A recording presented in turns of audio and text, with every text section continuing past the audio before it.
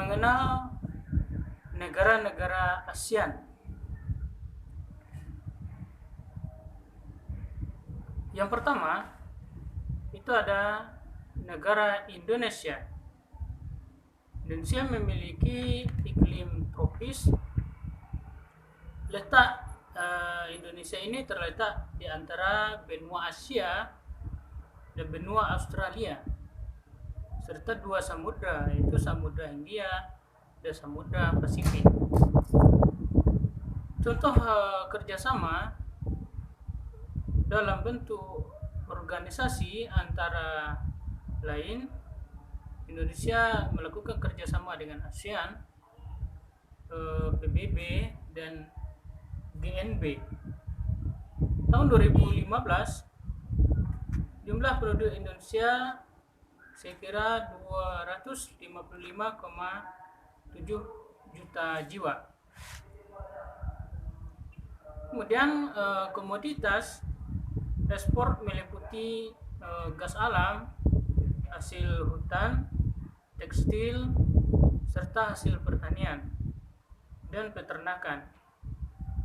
Komoditas impor meliputi minyak, perlengkapan industri, farmasi, kimia, serta barang elektronik dan otomotif. Kemudian negara selanjutnya anggota ASEAN itu Brunei Darussalam. Brunei Darussalam terbagi menjadi dua wilayah, yaitu wilayah timur dan wilayah barat. Sedangkan iklim dari Brunei Darussalam itu sama seperti iklim di Indonesia, yaitu beriklim tropis. Dan pada tahun 2017 penduduk Brunei Darussalam sekira 428,697 jiwa dan tingkat pertumbuhan penduduknya yaitu 1,9%. Kemudian yang komoditas ekspor utama dari Brunei Darussalam adalah minyak mentah, olahan minyak bumi, dan gas alam cair. Komoditas impornya yaitu mesin-mesin, peralatan, transportasi, dan bahan-bahan kimia. Lalu organisasi yang diikuti oleh negara Brunei Darussalam bekerja sama dengan multilateral, yaitu diantaranya ada WTO, G7, OPEC, dan OKI.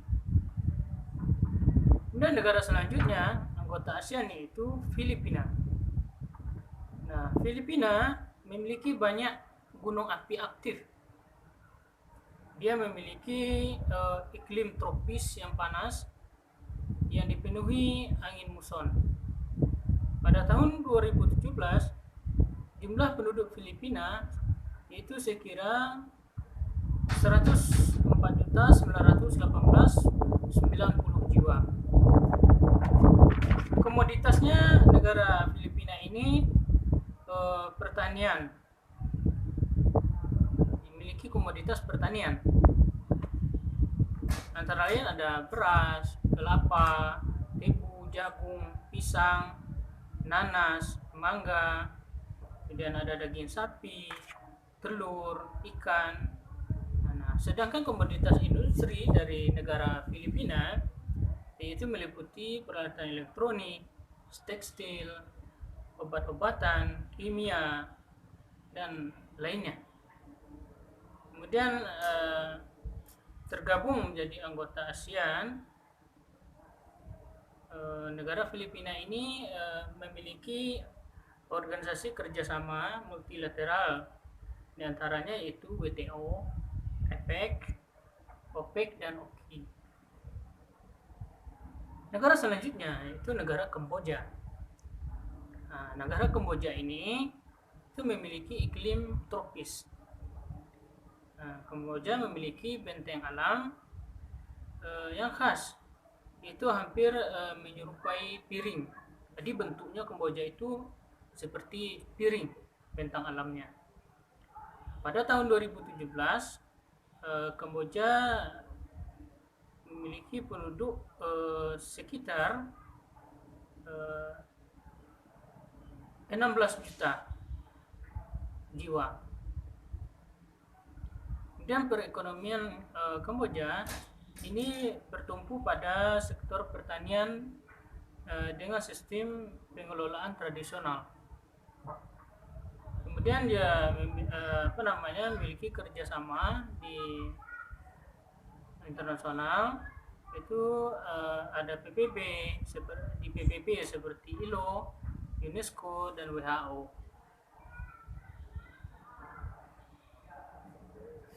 Negara selanjutnya adalah Laos, negara daratan kawasan ASEAN di bagian semenanjung Indochina, memiliki iklim yang tropis. Nah, jumlah penduduknya pada tahun 2017 itu 6.858.160 jiwa. Komoditas ekspor yaitu biji timah, kayu, kapas, kopi, kapur barus, dan kulit. Komoditas impornya yaitu beras, minyak bumi, mesin, dan barang elektronik. Laos terlibat aktif dalam organisasi ASEAN.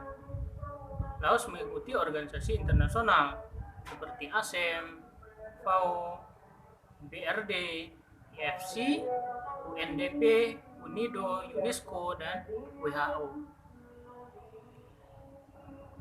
Selanjutnya negara Malaysia. Malaysia wilayah terbagi menjadi dua kawasan, yaitu Malaysia Barat dan Malaysia Timur. Negara ini termasuk beriklim tropis. Jumlah penduduk Malaysia pada tahun 2018 itu sekira 32,4 juta jiwa.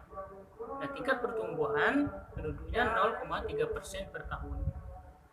Selain pertanian, penduduk Malaysia bekerja di sektor pertambangan dan perindustrian. Menjadi salah satu pemrakarsa berdirinya ASEAN. Malaysia aktif dalam organisasi internasional seperti ADB, ASEM, KESCAP, FAO, IBRD, IDA, IFC, IMF, ILO, UNESCO, WHO, WIFO, dan APEC. Selanjutnya Myanmar. Pada tahun 2017, jumlah penduduk Myanmar sekira 53.370.609 jiwa. Awalnya negara Myanmar ini bernama Burma atau Birma. Keseluruhan tanah di delta sungai Irrawaddy dan sungai Salween sesuai untuk usaha pertanian. Nah, menjadi anggota ADB, ESCAP, ESU, FAO, BRD, IDA, IFC, ILO, EMF, WHO, UNESCO, UNIDO, UNICEF, dan HELAF. Nah, wilayah selatan ya beriklim tropis, dan ke wilayah utara Myanmar ini beriklim subtropis. Kemudian ada negara Singapura. Nah, Singapura menjadi satu-satunya negara maju di ASEAN.